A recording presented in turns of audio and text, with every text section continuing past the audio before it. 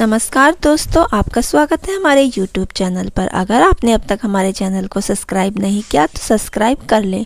आज मैं आपके लिए कहानी लेके आई हूँ, गरीब विधवा का ठंड का कहर।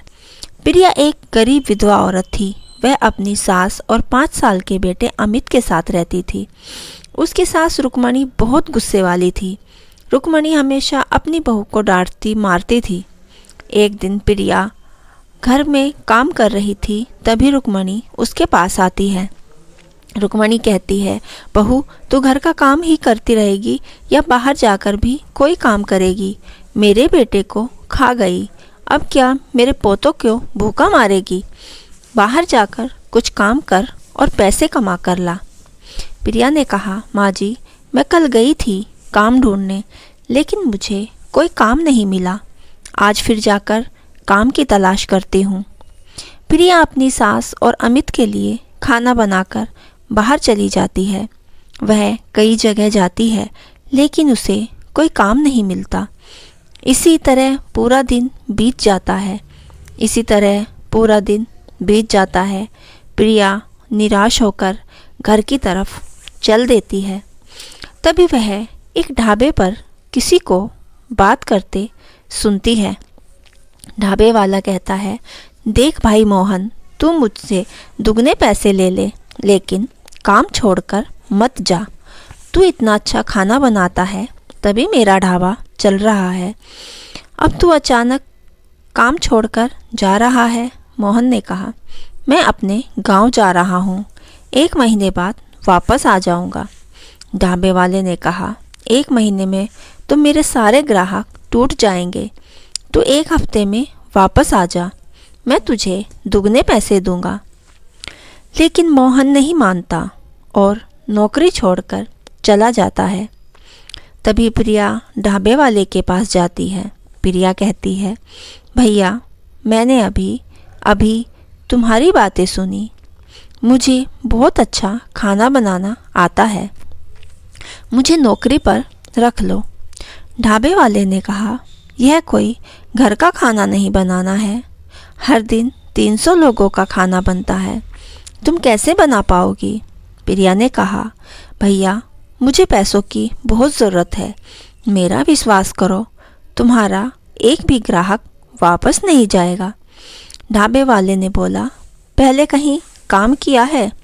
प्रिया बोली, नहीं भैया, अभी 1 महीने पहले मेरे पति का स्वर्गवास हुआ है, तभी मैं काम ढूंढने निकली हूँ। ढाबे वाले को उस पर दया आ जाती है। वह कहता है, ठीक है बहन, मैं अपना बिजनेस तुम्हारे हाथों में सौंप रहा हूँ। अगर मेरे ग्राहकों को तुम्हारा खाना पसंद नहीं आया तो मैं तुम्हें पैसे नहीं दूंगा।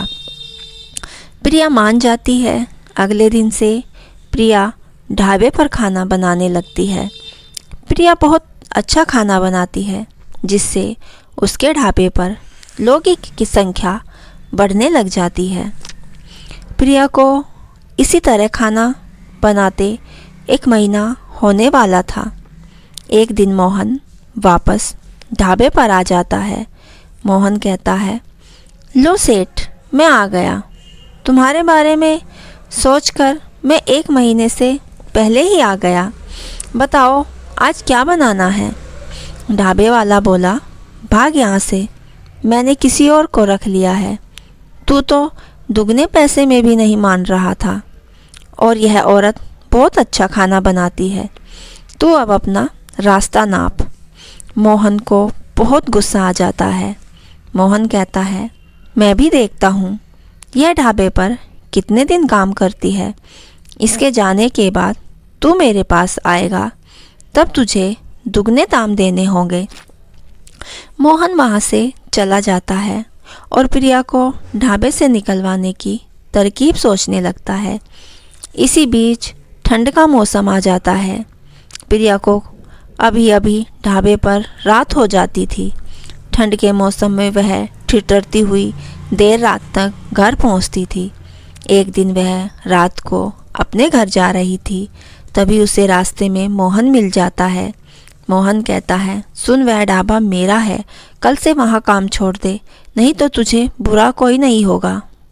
प्रिया बोली, भैया मैं बहुत गरीब हूँ, मुझ पर रहम करो, तुम तो कहीं भी काम ढूंढ लोगे, मैं अकेली कहाँ काम ढूंढने जाऊंगी। मोहन ने कहा, वह सब मुझे नहीं पता, कल से तू ढाबे पर नहीं जाएगी बस। यह कहकर मोहन चला जाता है। प्रिया घर आकर बहुत रोती है।